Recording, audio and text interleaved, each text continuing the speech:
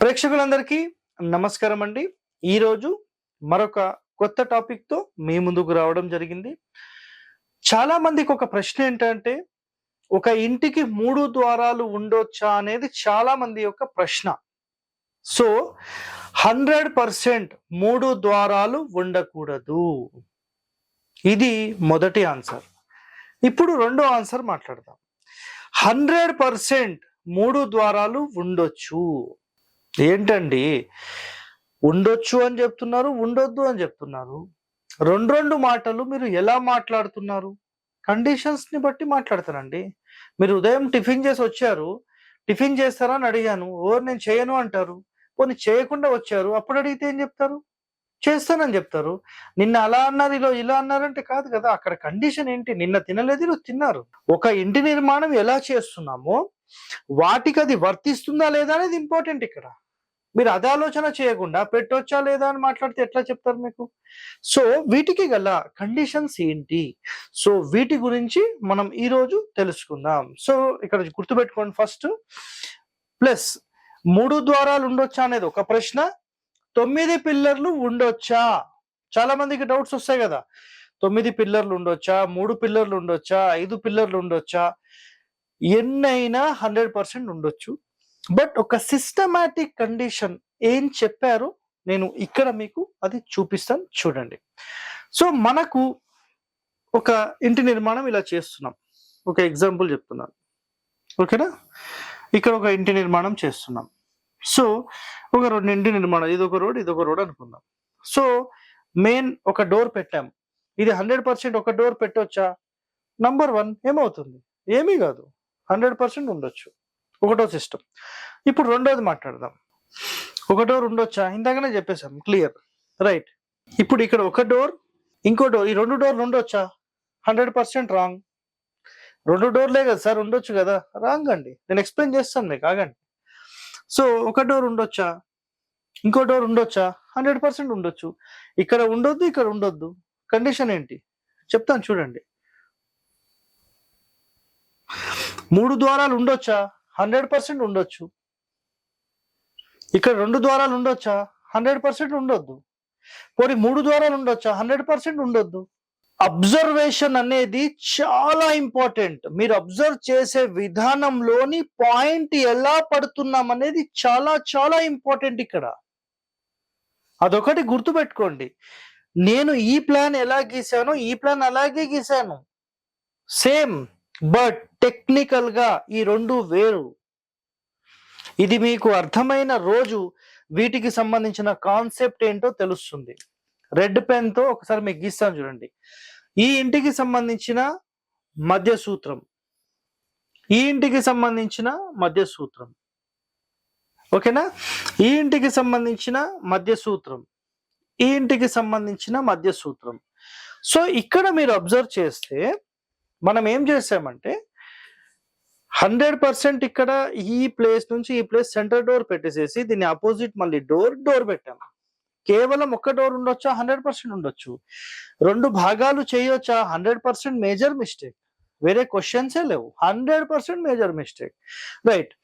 ఒక డోర్ ఉండొచ్చా? ఒక డోర్ ఉండొచ్చు. ఈ గోడ లేకపోతే ఉండొచ్చు. ఈ గోడ పెట్టాం, 100% రాంగ్. సార్, ఈ వెనకాల డోర్ తీసేసి మేము కేవలము ఈ 2 డోర్లు పెట్టొచ్చా? 100% రాంగ్. వేరే క్వశ్చన్సే లేవు. అదే విధంగా ఇక్కడ ఒక ద్వారమా 2 ద్వారాలు అనేది కాదండి. గుర్తుపెట్టుకోండి. ఒక ఇంటికి సంబంధించిన మధ్య సూత్రాల మీద ఎట్టి పరిస్థితుల్లో గోడలు కట్టొద్దు. ఇప్పుడు ఈ ప్లాన్ అబ్జర్వ్ చేయండి మీరు. డోర్ మధ్య సూత్రం డ్యామేజ్ అయిందా? కాలేదు. సో, చాలా క్లియర్‌గా ఓపెన్ అయింది. సో, ఈ ప్లేస్ అనేది కంప్లీట్‌గా మీరు డిస్టర్బ్ చేయకుండా 100% పెట్టగలిగితే 100% ఇది ఒక నంబర్ 1 ఇల్లు అవుతుంది. అదొకటి గుర్తుపెట్టుకోండి మీరు. అదే విధంగా ఏ క్షణమైతే మనం ఈ ప్లేస్ ఒక 2 విండోస్ పెట్టి ఈ 2 డోర్స్ పెట్టాము. ఇది సూపర్. సార్, ఇది ఏ ఫేసింగ్ గురించి చెప్తున్నారు? ఏ ఫేస్ అయినా ఒకటేనండి. ఇక్కడ ఫేసింగ్ కాదు ఇంపార్టెంట్. ఇక్కడ 3 ద్వారాల గురించి మాట్లాడుతున్నాం. ఈ కండిషన్‌లో 3 ద్వారాలు ఉండొద్దు. శాస్త్రంలో చెప్పిన కండిషన్ ఏందంటే, ఇంటి యొక్క మధ్యస్థానంలో ద్వారం పెట్టడం నిషేధం అని చెప్పారు. అర్థమైందా? ఇంటి మధ్యస్థానము అని చెప్పారు. ఇది అర్థమైందా?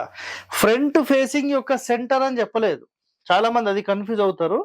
ఇంటి మొత్తానికి మధ్యస్థానంలో ద్వారం పెట్టొద్దు. ద్వారం పెట్టడము అంటే దాని అంతరార్థం ఏంటి? గోడ కూడా కడతారు అని. కాబట్టి ఎట్టి పరిస్థితుల్లో కట్టొద్దు. ఈ మధ్య సూత్రాన్ని తప్పించి అట్లీస్ట్ ఒక 2-3 ఫీట్ వెనకకు కట్టడం లేదా ముందు కట్టడం చేస్తే 100% ఇది నంబర్ 1. ఇప్పుడు చూడండి, 1, 2, 3, 4 ద్వారాలు ఉండొచ్చా? ఉండొచ్చు.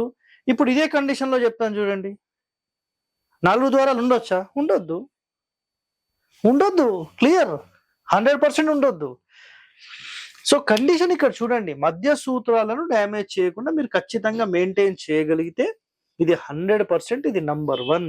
ఇందులో మీకు ఎలాంటి ప్రశ్న అనేది లేదు. సో ఇప్పుడు చాలా మందికి ఒక క్వశ్చన్ ఏంటంటే, సార్ 3 పిల్లర్లు ఉండొచ్చా, 6 పిల్లర్లు ఉండొచ్చా, 9 పిల్లర్లు ఉండొచ్చా? 100% ఉండొచ్చు. ఇక చూడండి, ఒక సింపుల్ ప్లాన్ గీస్తాను నేను. సో ఇప్పుడు రెడ్ పెన్ తో మీకు ఫస్ట్ మధ్య సూత్రాలు గీసి చూపిస్తాను నేను. సో 2 మధ్య సూత్రాలు ఇక్కడ గీసాను కదా. సో ఇప్పుడు చూడండి, నేను ఫస్ట్ పిల్లర్ ఇక్కడ వేస్తాను, రైట్ ఓకే, ఇక్కడ వేస్తాను, రైట్ ఓకే, ఇక్కడ వేస్తాను, రైట్ ఓకే, ఇక్కడ వేస్తాను, రైట్ ఓకే. ఇప్పుడు ఇందులో సెంటర్ లైన్స్ ని డిస్టర్బ్ చేయొద్దంటే పిల్లర్ ఇక్కడ కానీ ఇక్కడ కానీ వెయ్యాలి, ఇక్కడ కానీ ఇక్కడ కానీ. ఇప్పటికి ఎన్ని అయినాయి? 1, 2, 3, అంటే ఇటు కానీ కాబట్టి ఇది ఒకటే కౌంట్.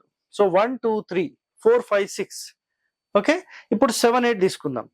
సో ఈ మధ్య సూత్రంలో ఇక్కడ కానీ ఇక్కడ కానీ, సో అట్లనే ఇక్కడ కానీ ఇక్కడ కానీ. అదే విధంగా ఇప్పుడు ఈ క్రమ వరుసలో తీసుకుంటే రూమ్ ఇట్లా తీసుకుంటాం, లేదా ఇక్కడ వరకు రూమ్ తీసుకొని ఇక్కడ డోర్ పెట్టేస్తాం, ఈ బెడ్రూమ్ డోర్, ఈ గోడ తీసేస్తాం. సో లేదా ఇక్కడ వరకు తీసుకుంటాం, లేదా ఇక్కడ వరకే తీసుకుంటాం. అప్పుడు రూమ్ ఇలా డివైడ్ చేసి ఈ సెంటర్ డోర్ ఆపోజిట్ ఇక్కడ డోర్ పెడతాం. సో ఎక్కడ పోయి ఈ సెంటర్ లైన్ అలైన్మెంట్ ని డిస్టర్బ్ చేయకుండా ఒక ప్రాపర్ వేలో కట్టడమే చాలా ఇంపార్టెంట్. ఇప్పుడు చూడండి, పిల్లర్స్ ఎన్ని వచ్చాయి? 1, 2, 3, 4, 5, 6. ఇది కాకపోతే 4, 5, 6, 7, 8, 9 అయిపోయింది. మధ్య సూత్రాలను డ్యామేజ్ చేయొద్దనే కండిషన్ మీద 9 పెట్టొద్దు. సాధ్యమైనంత వరకు ఏపీ తెలంగాణలో చేసే ప్రాసెస్ ఒక్కటే. సరిగ్గా ఈ విధంగా తీసేసుకొని సరిగ్గా ఇట్లా ఇల్లు పెట్టేసేసి 1, 2, 3, 4, 5, 6, 7, 8, 9. ఈ సెంట్రల్ లైన్ డ్యామేజ్, ఈ సెంట్రల్ లైన్ డ్యామేజ్, ఇల్లు మొత్తం ఫెయిల్, పనికిరాని ఇల్లు అది. ఒకవేళ ఎవరన్నా విజిట్ తీసుకున్నా ఏం చెప్పలేమంటాడు. జస్ట్ మాకు కుదిరితే ఏమన్నా ఎక్స్టెన్షన్స్, ఏమన్నా వర్ధమాన వాస్తు అంటాము. సో వర్ధమాన వాస్తు ఏమన్నా కుదిరితే దాన్ని బట్టి సెట్ చేయడానికి ప్రయత్నం చేస్తాం. ఇంకా అది కూడా కుదరకపోతే ఏమీ చేయలేమండి. సో 9 పిల్లర్ల, 3 పిల్లర్ల, 4 పిల్లర్ల, 5 పిల్లర్ల ఎన్నైనా ఉండొచ్చు. మధ్య సూత్రాలను డ్యామేజ్ చేయకుండా మీరు ఎంతవరకు ఏం చేయగలుగుతారో దాని ప్రకారం చేసుకోండి. ఇప్పుడు ఇక్కడ సిస్టమాటిక్ వే ఆఫ్ బిల్డింగ్ ఏంటంటే, ఇక్కడ చూడండి, ఒక ఇంటిని 9 భాగాలుగా ఇలా డివైడ్ చేసినప్పుడు ఇప్పుడు పిల్లర్లు ఎక్కడెక్కడ వేయొచ్చు? 1, 2, 3, 4, 5, 6, 7, 8, 9, 10, 11, 12, 13, 14, 15, 16. ఇది సరైన ఒక క్రమ పద్ధతి.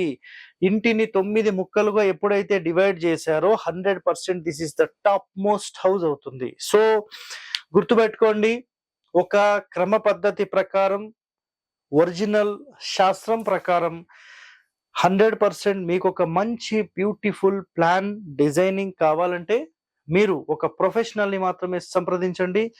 ఇలాంటి ఎన్నో వాస్తు రహస్యాలు మీరు తెలుసుకోవాలంటే మన ఛానల్ ని వెంటనే సబ్స్క్రైబ్ చేసుకోండి.